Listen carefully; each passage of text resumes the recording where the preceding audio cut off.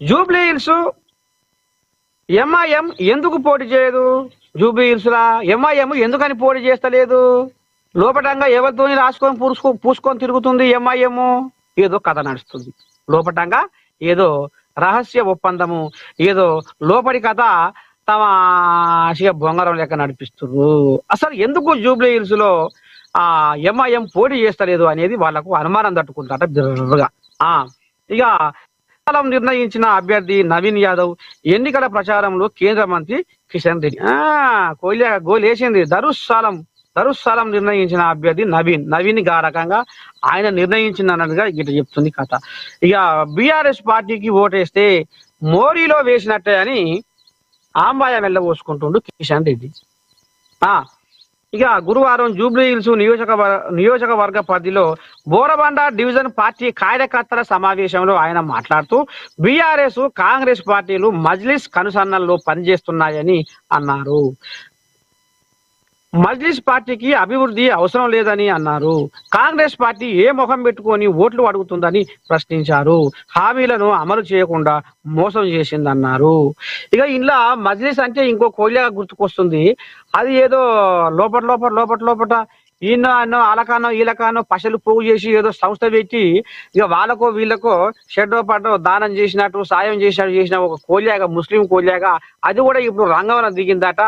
అది ఒక 5-6 వేల కోట్ల దాకా, అది 5-6 వేల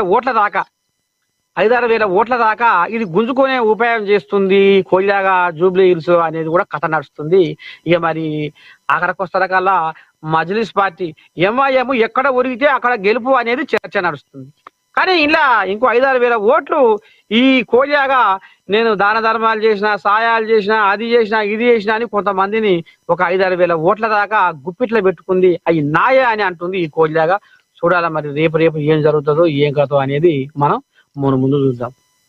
ఇక జూబ్లీ కథ మాత్రము ఇక కాంగ్రెస్ కోళ్ళగా ఓ దిక్కు దారాడుతున్నాయి. పొన్నం ప్రభాకర్ గాని, మళ్ళీ పోతే ఈయన వివేక్ వెంకటస్వామి గాని, ఇక పెద్ద మంత్రులు కూడా మరి జూబ్లీ హిల్స్ ప్రచారంలో పాల్గొంటారు.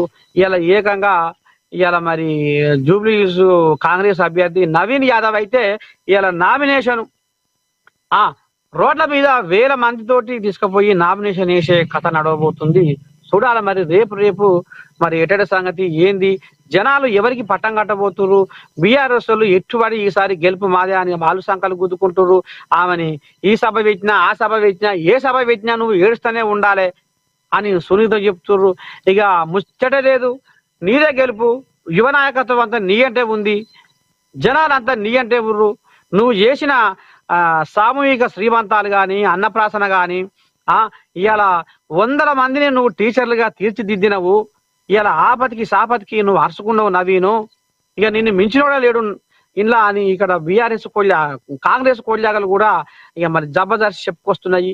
ఇక మరి బీజేపీ కోళ్ళాగా అంటావు, బీజేపీ కోళ్ళాగా ఇక పోయినసారి కూడా ఆ కోళ్ళాగా కూడా ఓడిపోయిన సానుభూతి ఉంది కదా, దానికి ఇస్తేనే మనకు ఏమన్నా ముంగట దారి దొరుకుతుంది, షెడ్డో పడో మనం కూడా కొంచెం ఓట్లు గుంజుకరావచ్చు, గెలుపు అవకాశం ఉంది అనేది బీజేపీ వాళ్ళు ఆలోచన చేసి కిషన్ రెడ్డి ఈ కోళ్ళ రంగంలో దింపిండు. ఎవరిని?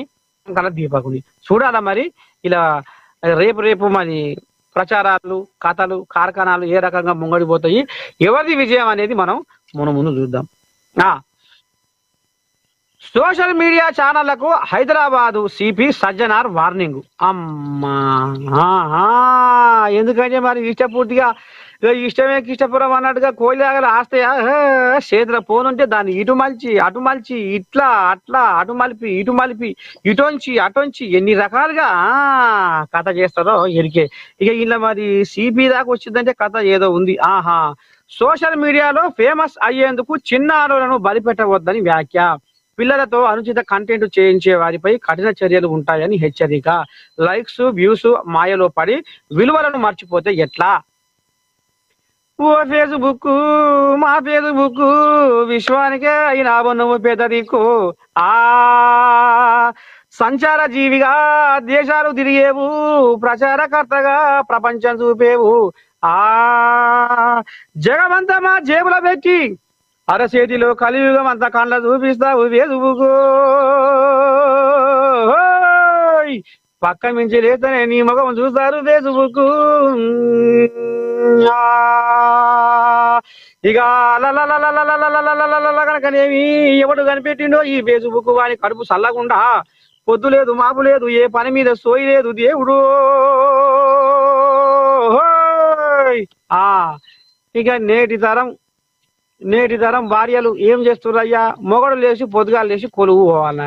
ఇక ఈమె తెల్లారంగా లేచి బూ వండే మామ గాని, చాయ్ పెట్టే మామ గాని, టిఫిన్ చేయే మామ గాని అంటే పొయ్యి మీద సర్వ పెట్టే పోనొస్తే మురువ వచ్చే, పొయ్యి మీద సర్వ పెట్టే పోనొస్తే మురువ వచ్చే, ఇంట్లకు బయటకు తిరుగుతూ బువ్వంతా మాడగొచ్చే, దువ్విందే దువ్వబట్టే ముసి ముసి నవ్వబట్టే,